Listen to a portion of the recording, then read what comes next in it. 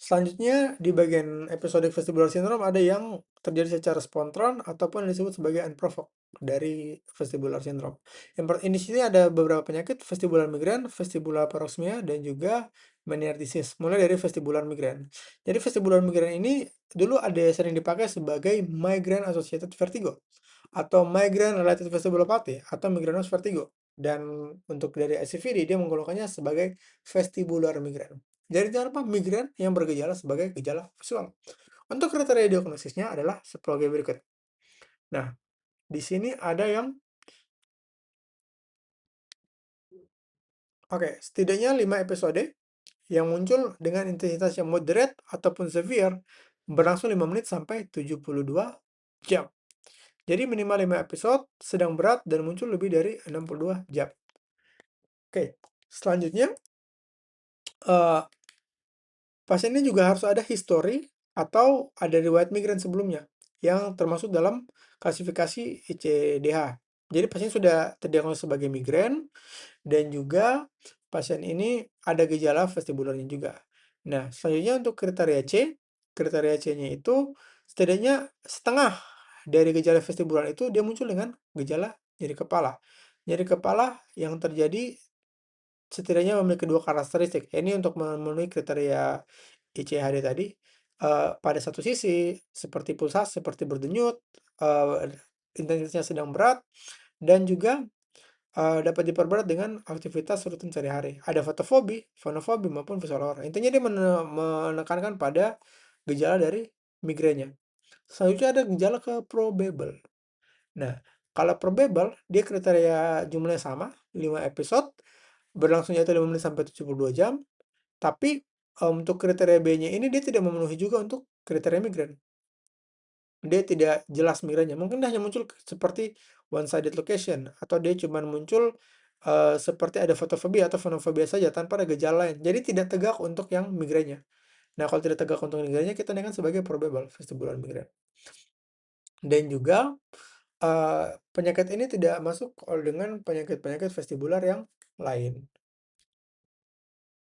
Oke, itu untuk vestibular migrain. Jadi vestibular migrain itu intinya dia migrain tapi gejalanya vestibular. Probable dia sudah definite kalau misalkan sudah ada gejala vestibular dan migrainnya, minimal setengah gejalanya sudah ada. Dan kalau probable itu tidak jelas untuk menaikkan diagnosis uh, sebagai migrainnya. Selanjutnya adalah vestibular paroxysmia. Jadi vestibular paroxysmia itu adalah serangan vertigo yang berputar atau ya tidak dengan durasi beberapa detik hingga menit dan dengan frekuensi yang tinggi, bahkan bisa sampai 30 kali per hari. Nah, pas ini analog dengan trigeminal neuralgia. Trigeminal neuralgia, di mana 90% itu kasus kompresi dan 42% bilateral.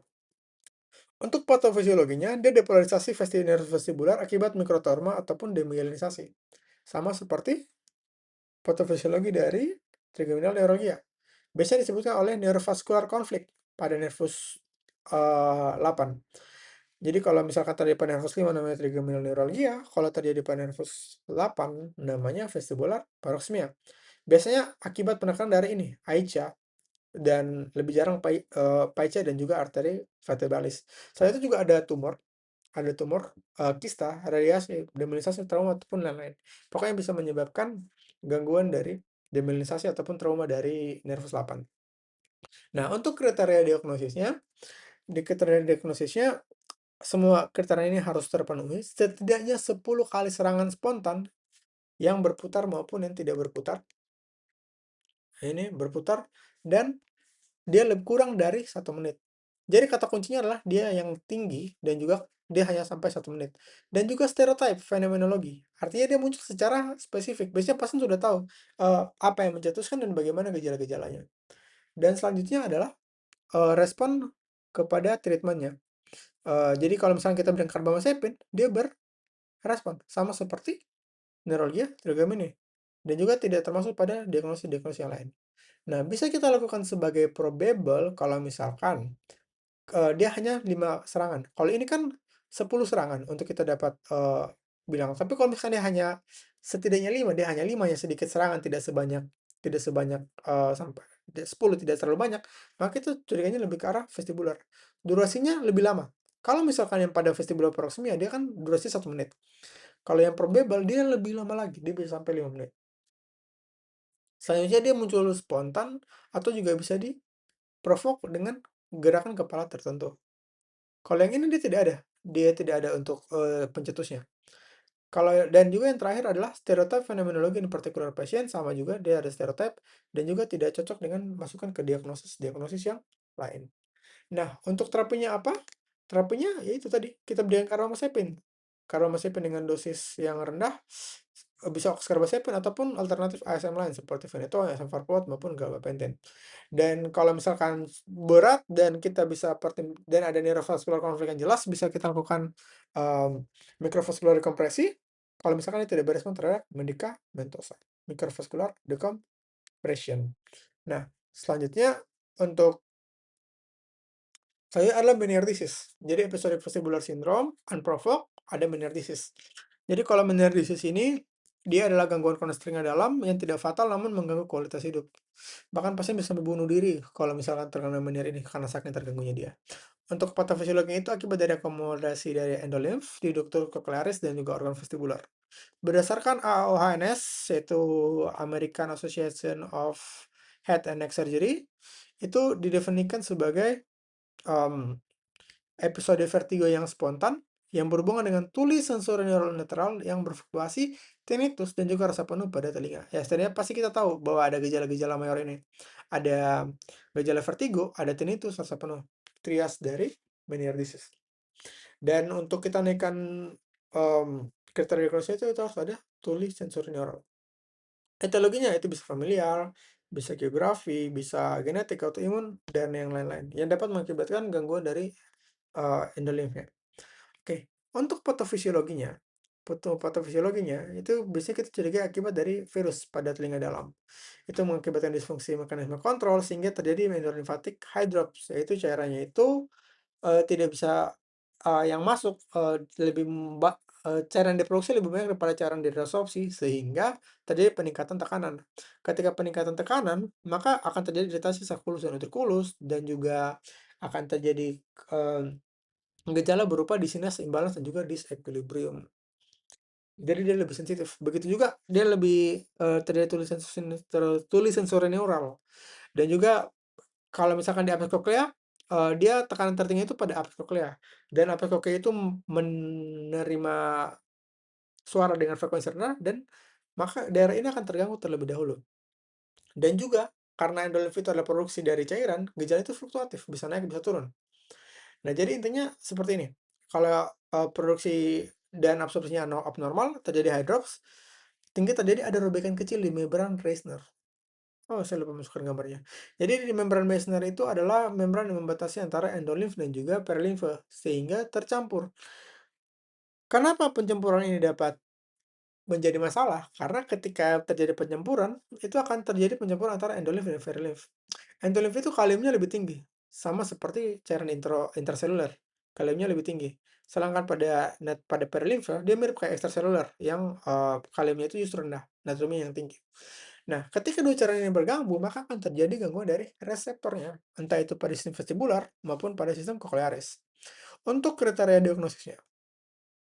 Nah, kriteria diagnosis itu kalau yang definite, itu ada setidaknya 2 atau episode spontan spontan, oke, tanpa pencetus. Biasanya 20 sampai 12 jam, dan ini yang penting, audiometrinya itu sudah ditemukan adanya SNHL.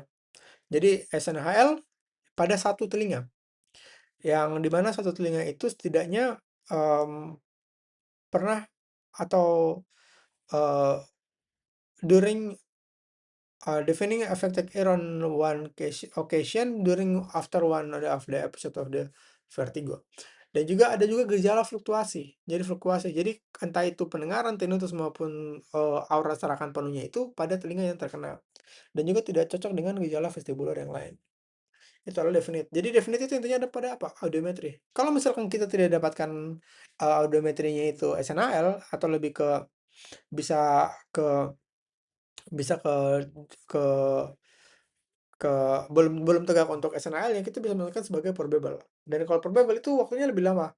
Kalau definite itu cuman 20 menit sampai 12 jam. Kalau probable itu bisa sampai 24 jam, bisa lebih lama lagi. Itu masuk masuk ke dalam probable.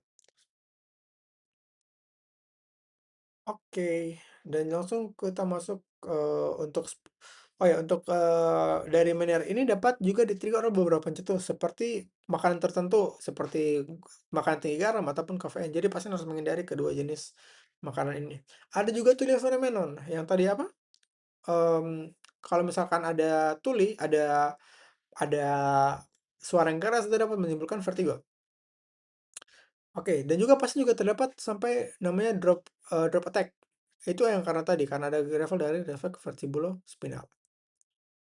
Sedangkan kalau pada ini, pada yang probable itu SNHL-nya bisa dapat atau bisa juga tuli konduksi ataupun tuli campuran pada, yang probable. Untuk terapinya, yang pertama kita berikan untuk simptomatiknya antivertigo seperti betahistin dan kita berikan dengan dosis yang tinggi, 3 kali 48 miligram selama 12 bulan. Jadi karena memang gejala itu tinggi sekali, maka kita juga berikan dosis yang tinggi. Kalau yang obat lain biasanya kita cuma berikan 2 kali 12 miligram, tapi ini bisa sampai 6 kali lipat lebih besar. Selanjutnya untuk kita berikan diuretik sebagai dasar dari limfatik hidupnya atau kita bisa berikan hidrokortisone atau acetazolamid lebih dari dengan dosis 50 miligram per hari. Bisa kita berikan prednisone untuk, meredakan dari etiologi jika kecurigaan akibat peradangan, KCL akibat tadi ada pencaburan dari endolimf dan endolimf dan juga perilimf, dan juga antihistamin sama juga fungsinya untuk anti vertigo. Untuk dietnya menghindari pencetus tadi seperti diet rendah garam, tinggi protein, hindari faktor pencetus spesifik seperti kafein tadi. Bisa juga kita memberikan intervensi yang destruktif dan juga non-destruktif. Yang non-destruktif seperti injeksi steroid untuk menurunkan, peradangannya, ataupun, kita berikan dekompresi atau kita juga berikan shunt. Ataupun yang destruktif kita injeksi gentamicin, intratimpanik. Jadi cemikan labenectomy, kita hancurkan karena gentamicin itu adalah, obat yang ototoksik. Dan juga kita berikan rehabilitasi dan juga adaptasi, seperti yang tadi. Oke, itu adalah untuk yang, episode vestibular syndrome yang bagian dari unprovoked.